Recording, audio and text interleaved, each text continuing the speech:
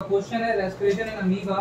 और अमीबा का respiration important क्यों जाता है मैं बताता हूँ। क्योंकि देखो रेस्पिरेशन के लिए हमने देखा, एनर्जी के लिए हमने देखा कि हमारे पास वो पार्ट्स होना चाहिए। जैसे ह्यूमंस है, लिविंग है, तो हमारे पास लंग्स होता है, ऑक्सीजन को एब्जॉर्ब करता है, वो ब्लड में जाकर रिएक्ट होता है। ठीक है।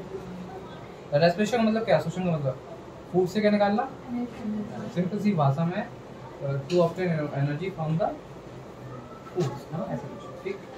अब रेस्पिरेशन अमीबा का मतलब क्या है कि अमीबा एनर्जी कैसे बनाएगा, तो इसमें अंडरलाइन माने आप लोग।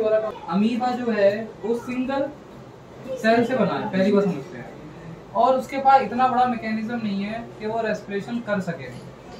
लाइन लिखवा दूंगा। अमीबा के अंदर मशीन नहीं है, सिंगल एक सेल है, वो भी माइक्रोस्कोप दिखता भी नहीं है। अब वो एनर्जी कैसे बनाएगा, तो उसका एक प्रोसेस है। अमीबा ये लिखा हुआ है, हाँ अंडरलाइन कर लें। Amoeba depend on a simple diffusion of gases for breathing. वो क्या करता है, गैसेस को डिफ्यूज कर लेता है, नहीं समझे, अपने अंदर। जैसे चम्मच से हम लोग क्या करते हैं, चीनी को डिफ्यूज कर देते हैं, पानी में घोल देते हैं, डिफ्यूज में घोल देना। तो वो क्या करता है, गैस को क्या कर देता है, डिफ्यूज कर लेता, अपने अंदर सोख लेता है। अमीबा यहाँ से अंडरलाइन कर रहे हैं, अमीबा पानी में रहता है। दिस वाटर हैज ऑक्सीजन, उसके अंदर क्या होते हैं, ऑक्सीजन होती है। बच्चे वाली लाइन बस, oxygen gas dissolve in it, और वो क्या होती है पानी में, ऑक्सीजन गैस। अच्छा आपने सुना होगा, जिस पानी के अंदर पॉल्यूशन ज्यादा हो जाता है, सब सुनने नहीं जाते हैं, उसमें जीवित जंतु मर जाते हैं। क्यों? क्योंकि ऑक्सीजन का जो कंसंट्रेशन है, जो लेवल है, वो लो हो जाता है। समझ मेरी बात। या पानी में अगर डैम बना दो, बांध बना दो, तो उस नदी से जब बांध बनाया जाता है तो वो नदी प्रदूषित मानी जाती है, यानी पॉल्यूटेड मानी जाती है। क्यों मानी जाती है?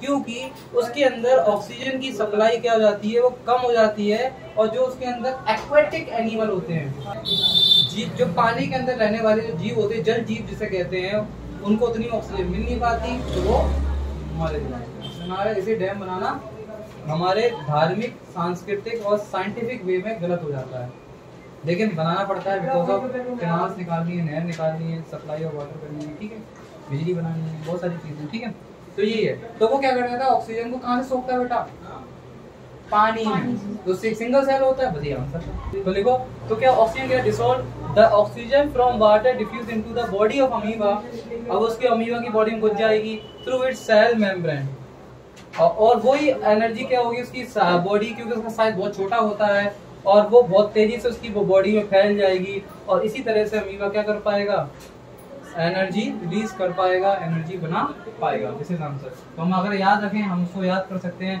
तो अमीबा में बेटा एनर्जी कैसे बनाई। अभी अमीबा एक छोटा सा बिना दिखने वाला जीव है ना, लिविंग ऑर्गेनिज्म है, क्रिएचर है, जैसे हम हैं, लेकिन वो लिविंग है ना। तो उसने क्या किया, पानी में जो ऑक्सीजन तो ले नहीं सकता, कि उसके पास गिल्स नहीं है, तो वो क्या करेगा, उसकी जो स्किन है, उसकी जो मेम्ब्रेन है, जो उसकी कोशिका झिल्ली है, वो क्या करेगी, पानी में जैसे स्पंज क्या करती है, पानी को एब्जॉर्ब कर लेती है, एब्जॉर्ब करेगी, और साथ ही साथ उसमें से सिर्फ क्या सामान निकालेगी, ऑक्सीजन। क्लियर मेरी बात। ऐसी फिश बताइए जो फिश है पर उसकी नाक है, उसके लंग्स हैं ना कि गिल्स।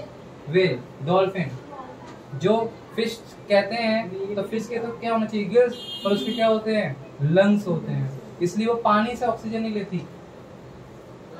जो गिल्स होते हैं, गिल्स क्या करते हैं, पानी में जाएगी मछली, और ऑक्सीजन देखो मैं निकलते रहता पानी ऐसे करके, नहीं समझे, डूबे वो पानी की लेते रहेंगे, ऑक्सीजन नहीं लेते रहेंगे।